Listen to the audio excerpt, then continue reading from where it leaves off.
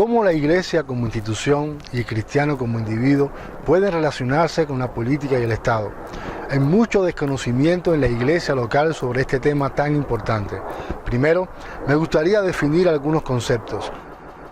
En cuanto al gobierno, desde la perspectiva secular, la palabra gobierno proviene del vocablo griego gubernao, que significa pilotar un barco o capitán de un barco, refiriéndose en ese sentido a ejercer el control y la dirección sobre algo. Se ha pensado que la idea de un gobierno ha surgido de la necesidad del hombre de realizar tratos mutuos y ayudas para proteger los intereses civiles de cada uno. Esto a través del establecimiento de una estructura ordenada que haga posible la existencia de cada uno. Desde una perspectiva bíblica, el gobierno ha sido ordenado e instituido por Dios como un acto de gracia divina. En Romanos capítulo 13, versículo 1, podemos leer lo siguiente: sométase toda persona a las autoridades superiores, porque no hay autoridad sino de parte de Dios, y las que hay por Dios han sido establecidas. El concepto de gobierno es de origen divino. Dios nos brinda un gobierno como un acto de gracia, para que la continuidad de la vida sea posible. El gobierno es ordenado e instituido y aprobado por Dios. La necesidad de un gobierno vino por causa de la caída del hombre. San Agustín, un padre de la Iglesia, dijo: el gobierno existe como un mal necesario, como algo que pasa después de la caída en pecado.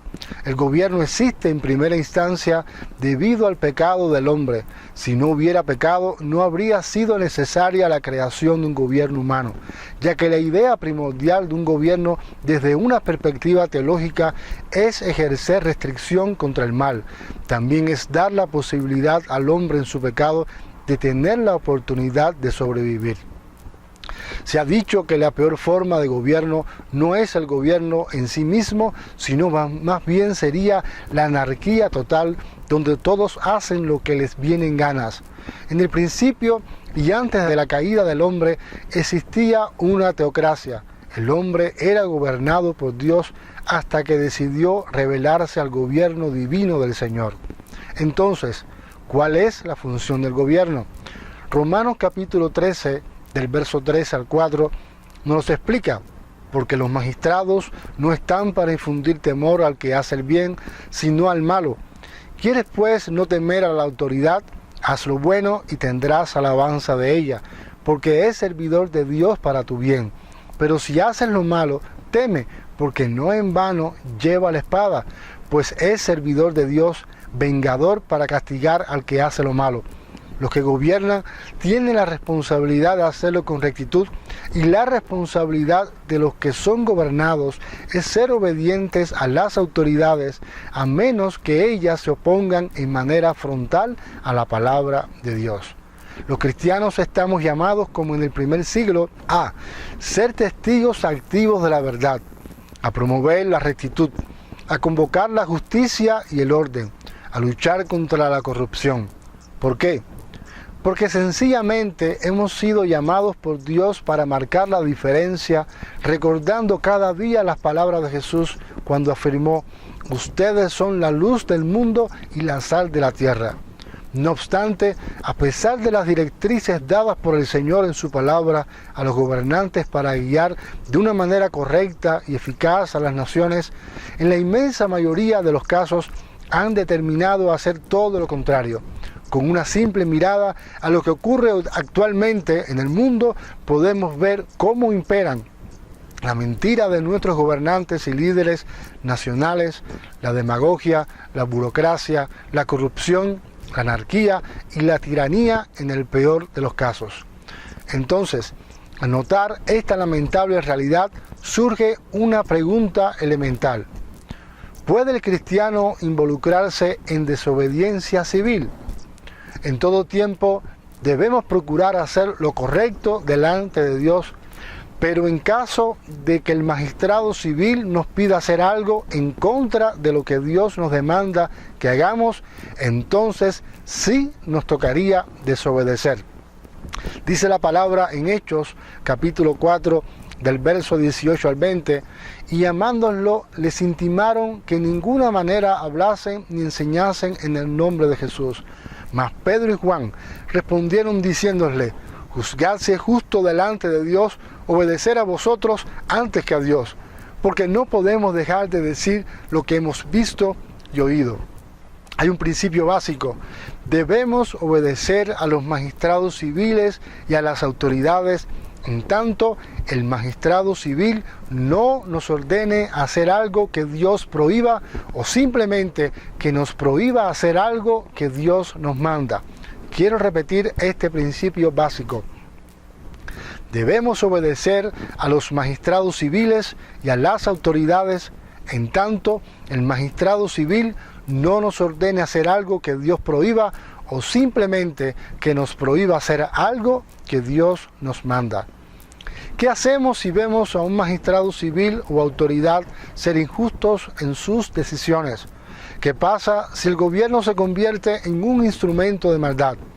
¿Hay algo que la iglesia puede hacer por esto? En estos casos, la iglesia no toma la espada contra el Estado, ni tampoco huye de la confrontación.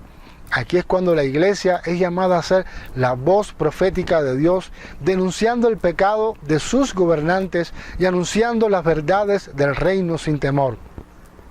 Esta es la tarea de la iglesia: ser la conciencia del Estado, mas no volverse Estado. La insurrección no es el papel de la iglesia.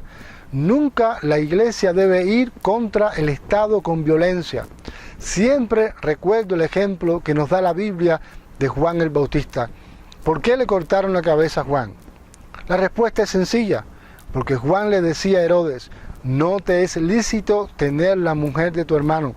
En otras palabras, Juan estaba en contra del pecado de los gobernantes de la época. Esto le costó la cárcel y luego que lo decapitaran. ¿Por qué Juan decidió denunciar el pecado de Herodes y su cuñada si su llamado era preparar el camino del Señor? Me imagino que todos sabían de la relación de Herodes y Herodías, pero nadie habló. ¿Por qué? Simple: tenían miedo. ¿Era parte del llamado de Dios para Juan denunciar el pecado de sus gobernantes? La respuesta es sí.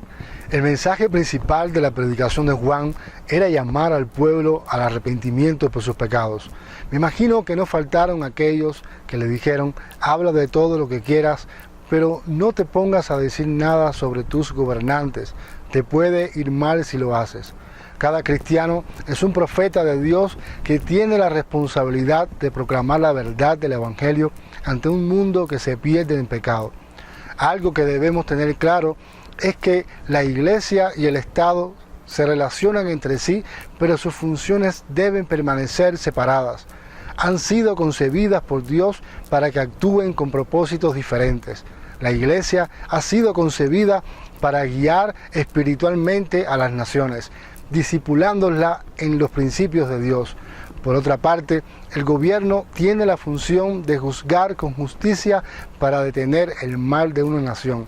Hay por lo menos dos mentiras que se han enseñado históricamente en la mayoría de las culturas. La primera es que la política es mala, y esto es incierto. Más bien debiéramos decir que lo que no funciona bien son los políticos, los cuales en muchas ocasiones terminan siendo tan corruptos como el ladrón común. La segunda mentira es que el cristiano no debe meterse en política. Sin embargo, hay varios ejemplos bíblicos que demuestran lo contrario. Está el caso de José, Daniel y sus amigos, David, Salomón, entre otros. Todos estuvieron sirviendo a Dios desde puestos políticos. Es decir, hay cristianos que han sido llamados por Dios a servirle desde las más altas esferas del gobierno. La iglesia local tiene la labor de capacitar, entrenar y movilizar al cristiano con llamado a la política, para que enseñe los principios de Dios en esta medular e importantísima rama de la sociedad. En cuanto al cristiano que no tiene llamado a la política, debe participar activamente en las decisiones de la sociedad donde vive. ¿Cómo hacerlo? Muy fácil, desde lo más sencillo que podemos hacer, votando en las urnas. Podemos concluir que tanto el gobierno como la iglesia han sido creados por Dios, pero con funciones diferentes. El cristiano con llamado a la política tiene el deber de enseñar los principios de Dios en esta área. Y por último, el cristiano no vive alejado de la sociedad y mucho menos al margen de lo que sucede en ella. Como cristianos hemos sido llamados por Dios a mostrar las buenas obras al mundo siendo sal y luz. El Señor oró al Padre y dijo: no ruego que los quites del mundo, sino que los guardes del maligno. No son del mundo, como tampoco yo soy del mundo. Santifícalos en tu verdad, tu palabra es verdad. Como tú me enviaste al mundo, así yo los he enviado al mundo. Y por ellos yo me santifico a mí mismo, para que también ellos sean santificados en la verdad.